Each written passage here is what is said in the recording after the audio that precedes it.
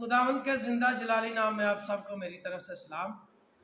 آج ہم بات کریں گے کہ یہودی کون ہے اور کن کن قبیلوں کو یہودی کہا جاتا ہے۔ یہ ہم بائبل مقدس میں سے جانتے ہیں۔ باپ ابراہم سے خدا نے وعدہ کیا کہ میں تیری نسل کو کنعان کا ملک دوں گا، اور خدا کے بندہ ابراہم سے اسحاق پیدا ہوئے اور اسحاق سے یعقوب پیدا ہوئے، اور یعقوب جن کو اسرائیل بھی کہا جاتا ہے ان کے 12 بیٹے تھے، اور ان کے چوتھا بیٹا جو تھے روبن، شمن، لاوی اور یہودا، جو یہودا تھے ان کی نسل کو پہلے یہودی کہا جاتا تھا۔ اور خدا کے بندہ یعقوب نے اپنے بیٹے یہودا کی نسل کو جو برکت دی، وہ ہم بائبل مقدس میں سے دیکھتے ہیں کہ کس جگہ خدا کے بندہ یعقوب نے اپنے بیٹے یہودا اور اس کی نسل کو برکت دی۔ یہ ہم دیکھتے ہیں پیدائش کی کتاب اس کا 39واں باب اس کی پہلی آیت سے۔ پیدائش کی کتاب اس کا 39واں باب اس کی پہلی آیت سے۔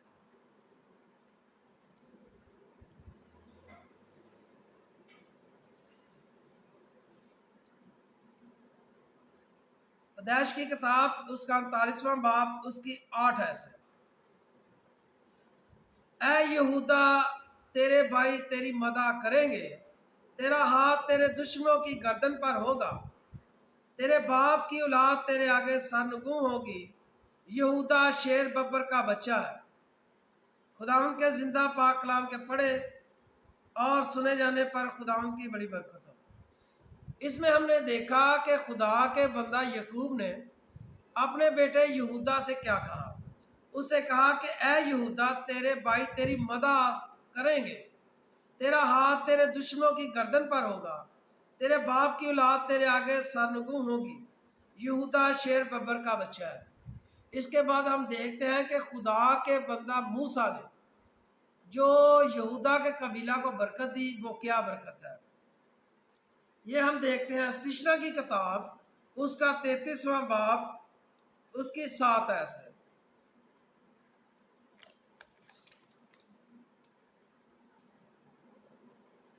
اور موسیٰ اپنی وفات کے وقت 120 برس کا تھا۔ استشنا کی کتاب اس کا 33واں باب اس کی 7 آیت سے۔ اے یہودا، اور یہودا کے لیے یہ ہے جو موسیٰ نے کہا، اے خداوند تو یہودا کی سن اور اسے اس کے لوگوں کے پاس پہنچا۔ وہ اپنے لیے آپ اپنے ہاتھوں سے لڑا، اور تو ہی اس کے دشمنوں کے مقابلہ میں اس کی مدد کرے گا۔ یہ خدا کے بندہ موسیٰ نے جو یہودا کے قبیلہ کو برکت دی، وہ یہ ہے، اے یہودا، اور یہودا کے لیے یہ ہے جو موسیٰ نے کہا، اے خداوند تو یہودا کی سن اور اسے اس کے لوگوں کے پاس پہنچا، اور وہ اپنے لیے آپ اپنے ہاتھوں سے لڑا، اور تو ہی اس کے دشمنوں کے مقابلہ میں اس کی مدد کرے گا، مددگار ہوگا۔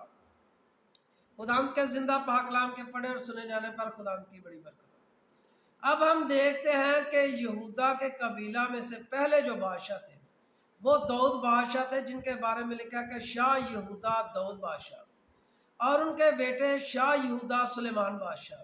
یہ سب یہودا کے قبیلہ میں سے تھے، اور ان کی اولاد جو 1100 سال تک ان کی بادشاہی رہی، یہ سب یہودا کے قبیلے تھے جن کو یہودی کہا جاتا ہے۔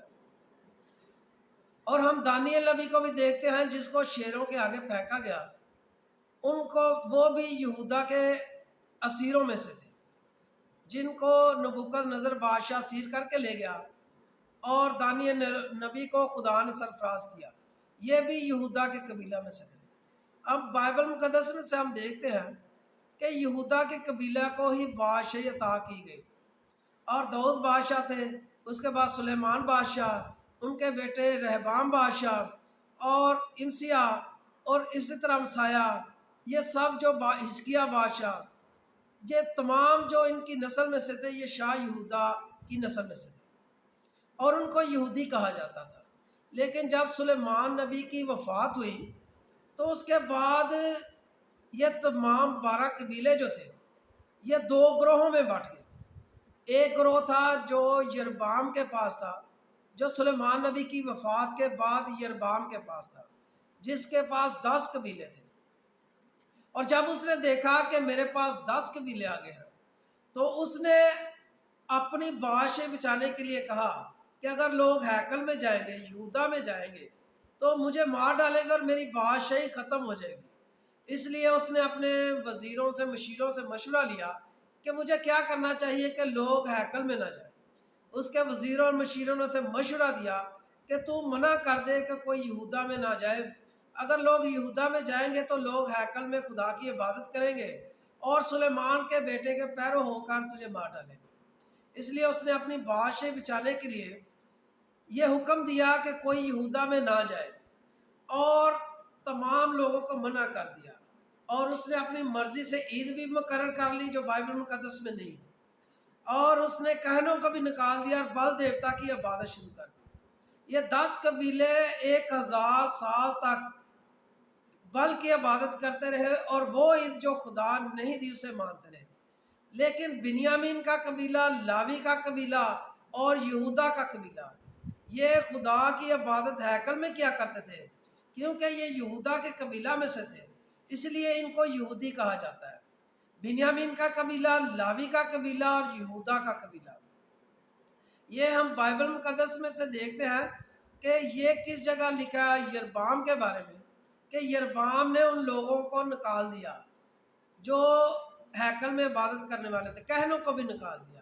یہ ہم بائبل مقدس میں سے دیکھتے ہیں، پہلا سلاطین اس کا 11واں باب اس کی 26 آیت سے، پہلا سلاطین 11واں باب اس کی 26ویں آیت سے، اس میں یربام کا ذکر ہے کہ جسے خدا نے 10 قبیلے دیے، لیکن اس نے اپنی بادشاہی بچانے کے لیے اس نے اپنی مرضی سے عید مقرر کر لی اور کہنوں کو بھی نکال دیا، بل دیوتا کی عبادت شروع کر دی اور ہیکل میں بھی منع کر دیا۔ ہیکل میں جو تھے وہ 3 قبیلے تھے، بنیامین کا قبیلہ، لاوی کا قبیلہ اور یہودا کا قبیلہ۔ ان پہلے یہودا کے قبیلے کو صرف یہودی کہا جاتا تھا، لیکن جب بنی اسرائیل کے 12 قبیلے 2 گروہوں میں بٹ گئے تو اس وقت ان 3 قبیلوں کو ہی یہودی کہا جاتا تھا۔